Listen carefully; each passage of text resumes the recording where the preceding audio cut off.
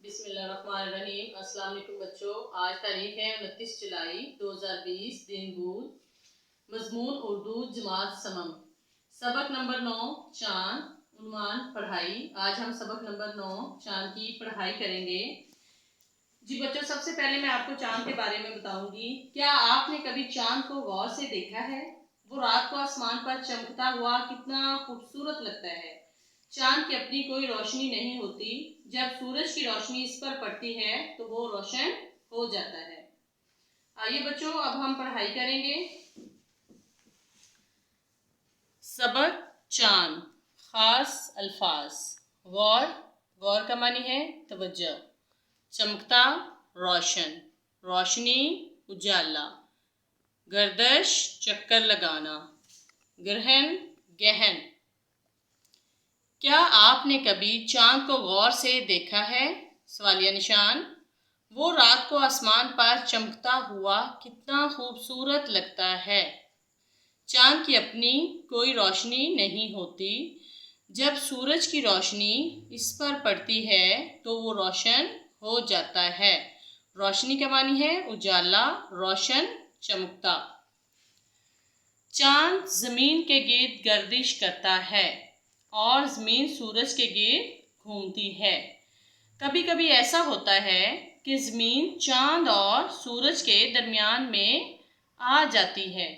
इस वजह से जमीन का साया चांद पर पड़ता है, बिल्कुल वैसे ही जैसे हमारा साया जमीन पर पड़ता है।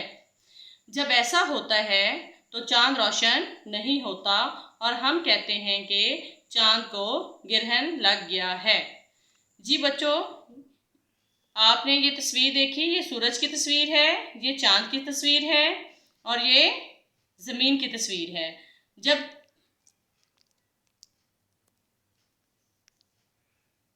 ये चांद की तस्वीर है, ये सूरज की तस्वीर है और ये जमीन की तस्वीर है।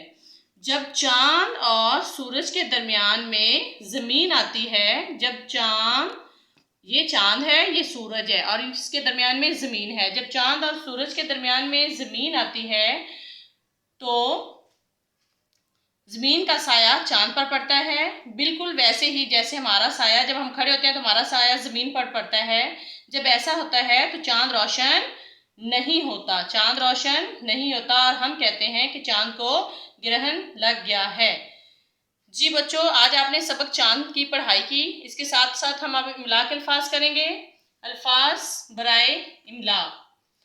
गौर, चमकता, रोशनी, गर्दश, ग्रहण, साया, घूमती, दरमियान, खूबसूरत, आसमान। जी बच्चों, अब हम मश्क करेंगे। दिए गए अल्फाज गौर से पढ़ें और इन्हें जुमलों में तलाश करके इनके गिर्द दायरा बनाएं। चांद, रोशनी, साया, रोशन। आपने अब ये अल्फाज इन जुमलों में से ढूंढकर उन पे दायरा बनाना है। नंबर 1, सूरज की रोशनी इस पर पड़ती है। रोशनी, रोशनी पर दायरा बनाइए।